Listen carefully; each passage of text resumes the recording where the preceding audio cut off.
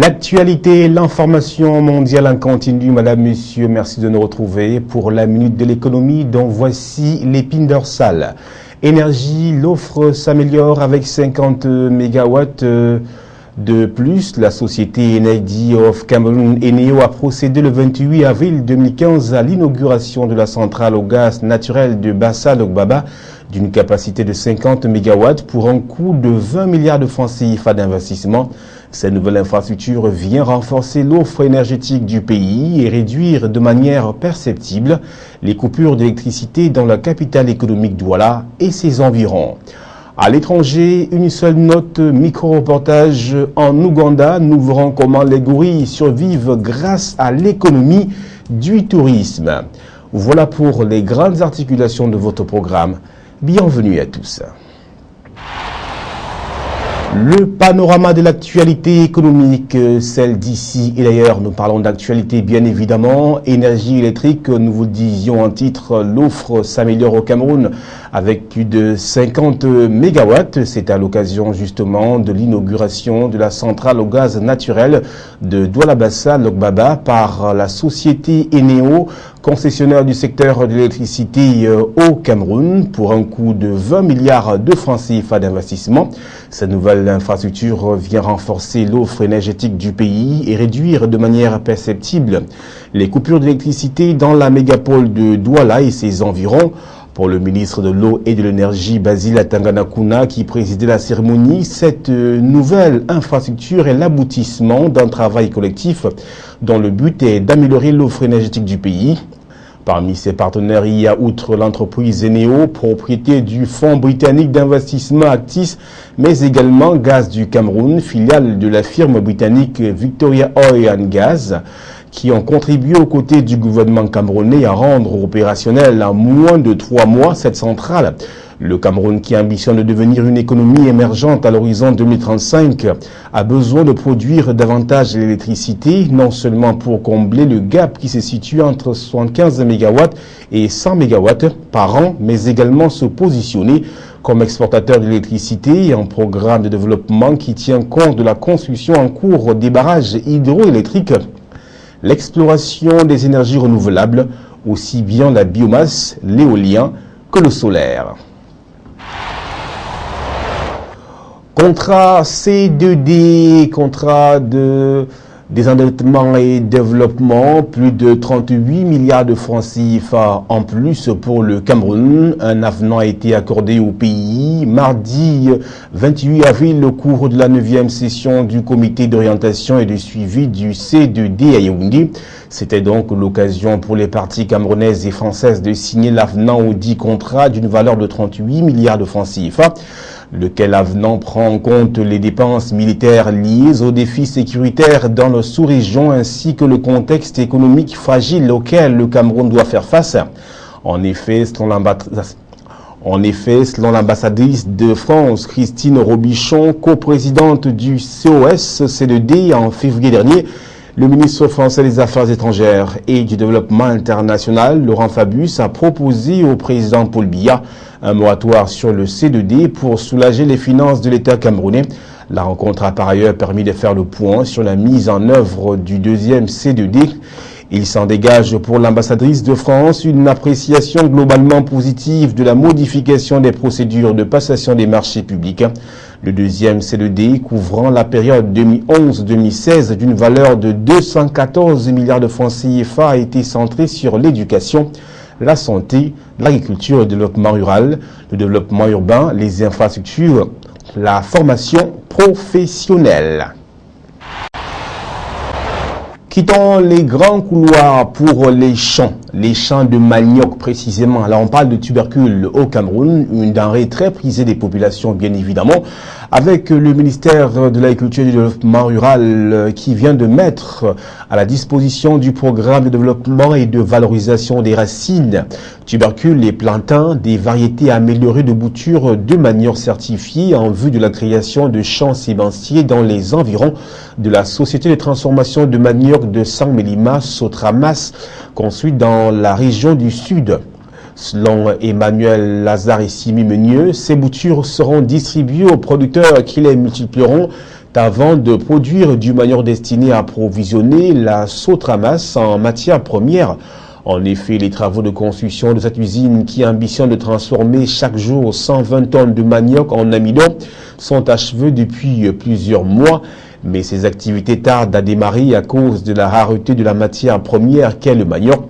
Selon les estimations officielles, au cours des 5 prochaines années, il faut planter 4000 hectares de manioc dans les environs de la ville de San Melima qui abrite cette usine afin que la Sotramas puisse tourner à plein régime et ne subisse pas les affres du déficit de production de cette denrée observée au Cameroun.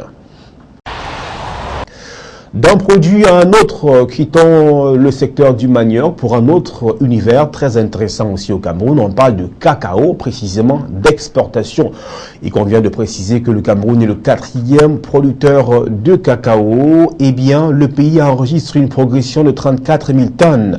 À fin mars 2015, à savoir 8 mois après le lancement de la campagne cacaoyère 2014-2015, officiellement débutée le 1er août 2014, le Cameroun, 4e producteur africain de fèves, nous vous le disions, a exporté 177 509 tonnes, selon les statistiques de l'Office national du cacao et du café, ONCC.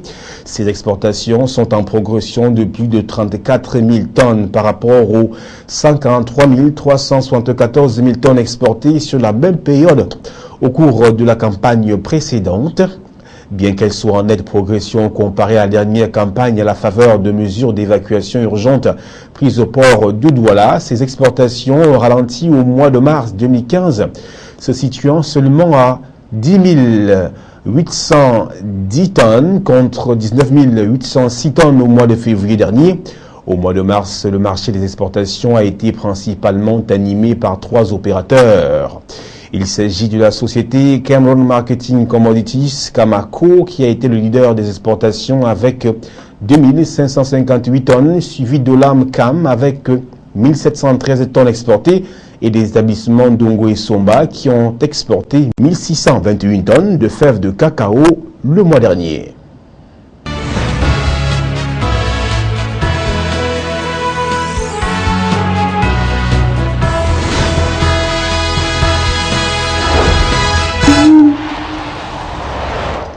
Direction l'étranger à travers ce micro-programme, ce micro-reportage autant pour nous. Direction bien évidemment l'Ouganda où les gorilles survivent grâce à l'économie du tourisme.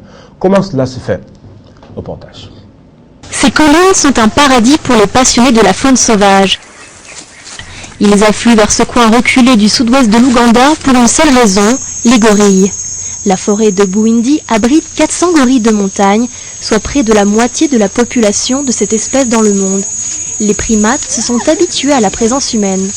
L'Ouganda, le Rwanda et la République démocratique du Congo sont les seuls pays où ils vivent. Les observer est un privilège qui a un prix, environ 600 $ par personne pour la visite. Ça c'est sûr que déjà, ça fait passer la pilule un peu. On accepte de payer ce genre de montant dans la mesure où on sait qu'une grosse partie des ressources financières sont réinvesties pour la sauvegarde de l'espèce. Après, on a aussi l'impression de vivre quelque chose d'assez exclusif. Les gorilles de montagne ont été menacés d'extinction par la guerre, la destruction de leur habitat ou encore les maladies. Mais depuis une trentaine d'années, leur population a augmenté, largement grâce à des efforts pour les protéger. Ces grands singes, qui restent menacés, doivent en partie leur survie au développement du tourisme dans cette réserve nationale protégée. Une activité qui profite aussi aux communautés. En plus des revenus des hôtels, des magasins de souvenirs et des emplois dans le parc, elles perçoivent 20% des bénéfices des entrées du parc. Même si cela ne touche pas toute la communauté, nous voyons des améliorations. Les gens vivaient dans des huttes. Maintenant, ils vivent dans des maisons avec des toits de tôle. Donc oui, le tourisme est positif. Mais la cohabitation entre gorilles et habitants de cette région pauvre reste fragile. Les animaux peuvent détruire les récoltes et les logements. Les habitants, eux, sont toujours tentés d'agrandir leur surface cultivée et de puiser dans les richesses de la forêt. Les gorilles sont aussi menacés par la transmission de maladies humaines.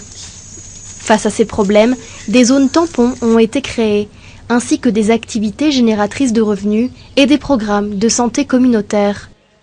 Ces communautés sont les premières concernées. Leur cohabitation avec ces gorilles remonte à bien avant l'introduction des mesures pour les préserver.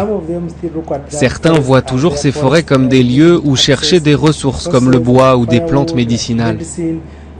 Nous avons estimé qu'il était très important de travailler avec ces communautés et de leur montrer que ce sont encore leurs ressources et que les gorilles peuvent leur être bénéfiques.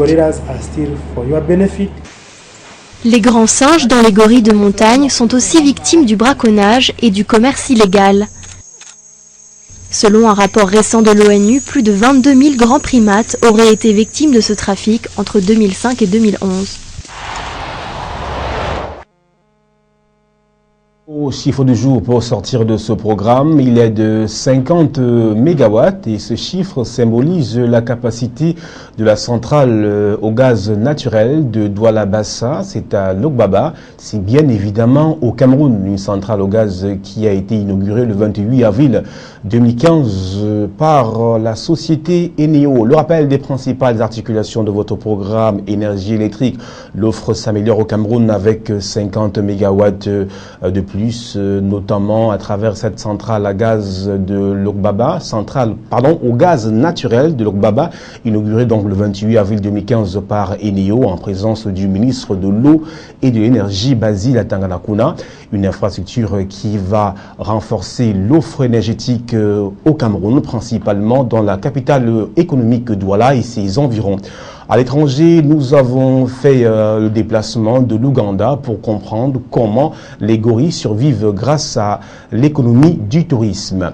Merci à vous qui nous regardez chez vous. Merci surtout à Cyril Hervé Ndogmo. Merci à Romy Alation. Merci à vous surtout. Au revoir.